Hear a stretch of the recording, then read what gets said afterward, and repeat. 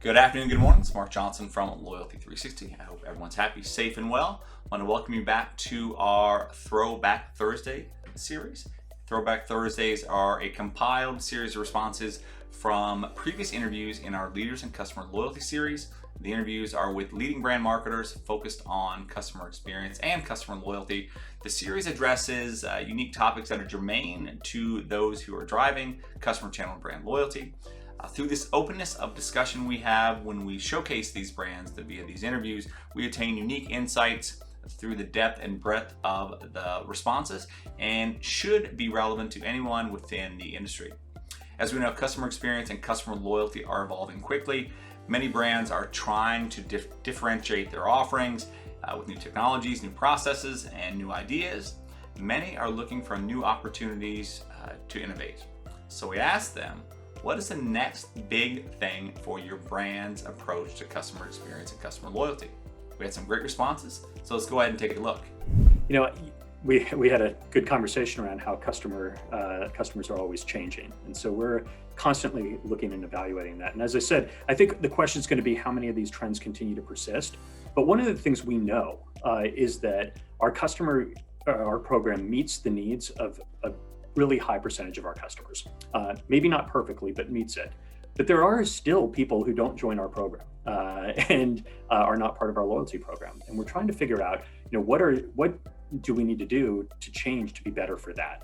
Are there different incentives or different things that we need to be thinking of that we can pair with our program to make it better? And then for the people who are in our program, as I said, we're not perfect yet. We are trying to find ways to make the program even better. The relationship that started this conversation about Penn National Gaming, it's a great example of that. Our customers enjoy gaming, but we didn't have it. With AMR, our customers enjoy going to all-inclusive hotels, but we didn't have it. Now we do, and we're the only company out there that really you can get rewarded for those types of things and be able to redeem for it. Also, one other good example of that is with golf. We started a program called Golf by Choice, and we're the only hotel company out there where you can earn and redeem your choice privileges points for golf merchandise, golf equipment, even tee times around the world. Honestly, where we're kind of hedging a lot of our bets is how do you use the customer loyalty data to create a more personalized kind of omni-channel experience? We're starting to really scrape the surface of that. I don't know that we have nailed any of it quite yet, but for example, if you visit my website, think of it like an Amazon experience. You go to Checkers and Rallies, you log in. How do I automatically populate a personalized dashboard for you? How do I make that your unique website that serves your past orders, your favorite menu items, and basically takes all of your transaction history to suggestively sell and create a great personalized experience? Moreover than that, how do we take that information and inject that information into our paid media strategy?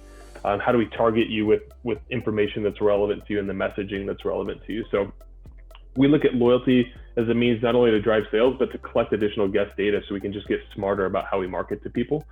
And we're big believers that personalization isn't necessarily the goal of everything we do. I think you'll go crazy if you try to personalize every single component of your program.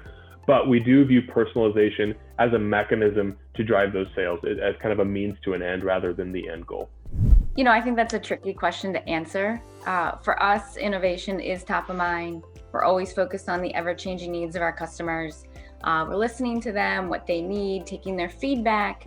I think for us, loyalty is obviously a key part of our strategy. So we're taking learnings from this year, which there's been a lot. It's been kind of crazy, but we're taking those learnings along with our ongoing work and lots of strategies that we had already kind of laid the groundwork for to ensure we're continually innovating the loyalty experience. So for us, we've got some really exciting enhancements in the queue for 2021, some of which are customer facing.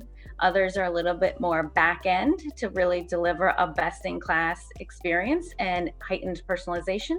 But really all will ladder to enhancing that customer experience within our loyalty space, within an omni-channel experience. I think the lines between loyalty and e-commerce and just digital engagement start to blur, but personalization is something that is beginning to permeate many more aspects of the customer experience. The most obvious things is personalized search results in an e-commerce environment is a pretty pedestrian example. But I think in e-commerce, there's multiple consumer interactions that can become increasingly dependent on consumer history. But again, I'll go back to what I said about mobile technology. Once somebody is using their mobile technology in store, personalized real-time experiences just can really start to multiply. And there are more and more things that can use. In addition to that, I think that supermarkets in general, but Hannaford specifically, can start to have personalized experiences that are more around enablement and helping customers with decision making and with using their own shopping history. For instance, some of the things that we're looking at is tools that can allow folks to look at their shopping history and set goals for either budgets or healthy food purchases or things like that. Tools that in real time as they're shopping could give them recommendations for how to build a meal based on what they likely have in their pantry based on past purchases, but also what might be in their basket. So I think there will be more and more tools and customer experiences that will be driven by personalization. Delivering more tools and ways to shop with us, especially at Hannaford. And it's not just mobile, it's the website, and never mind the in-store experience. We do have a large customer base that's coming in the store. And other than looking up coupons or maybe clipping coupons on their app, there is no other way to digitally engage with us while they're in their store to make that experience better and more convenient and more healthy, even, if you will. So I think that's a huge opportunity specific to Hannaford, maybe others, but for us, for sure. The other is, I know gamification exists in a lot of loyalty rewards program, but we don't have a gamification strategy at Hannaford, and we're looking to engage customers that way with some sort of healthy living guiding star gamification app to develop. And subscriptions and ways to leverage the services that we currently offer in a more personalized way and a more value-added way, like a Hannaford to Go. What can we do with Hannaford to Go or Instacart to subscribe in a way that creates a great experience, saves them money and saves them time, but still access to the savings and the rewards that we currently have on the app. For 2021, we have a huge focus on just trying to improve our personalization of our customer experience. So we're starting to leverage data modeling so that we're able to, provide the most relevant items and offers real time for each of our customers, individualized. So just really trying to drive a more personalized experience so that, our customers, hopefully start engaging more with the program as it's, more relevant to them. And then, as I mentioned earlier, just trying to make that rewards experience much more seamless and, bringing it across all of our channels and touch points, and just, trying to allow customers to be able to use their rewards every day with us.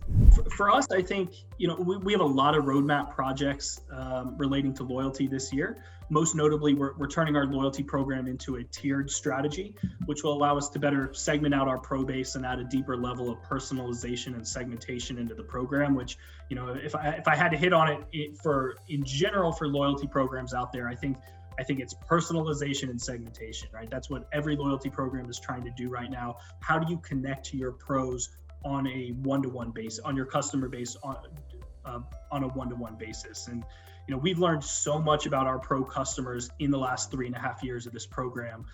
And by adding this deeper level of personalization, it really makes each experience more unique. And again, strengthens that bond between our pros and our brand. And we're really proud of all that we've accomplished over the last few years. But I'd say we're still only in about the 4th or 5th inning of our overall loyalty strategy. So it's just about, I like to say we're always hungry. We're constantly looking at ways to optimize the program, and whether it's adding in new partners, technology, or benefits, we just want to provide as many benefits as possible for our pros to stay with us, to grow their wallet, and to use it as a tool to find new pros as well. Hope you enjoyed this edition of Throwback Thursday. Remember to check back each Thursday for a new topic in this series, and on Wednesday to get updated discussion points in the Discussion in Customer Loyalty series, which is a similar look at questions that are pertaining and relevant to customer channel and brand loyalty, but they're from a supplier and agency perspective. We get great feedback from a select group of partners in what they're seeing and doing to help the brands drive unique customer experience and brand loyalty. Please subscribe to the series below. Give us some feedback. If there are questions or areas of interest you would like us to focus on or ask, we would love to have those. And make sure to visit loyalty360.org every day for the best in customer channel and brand loyalty.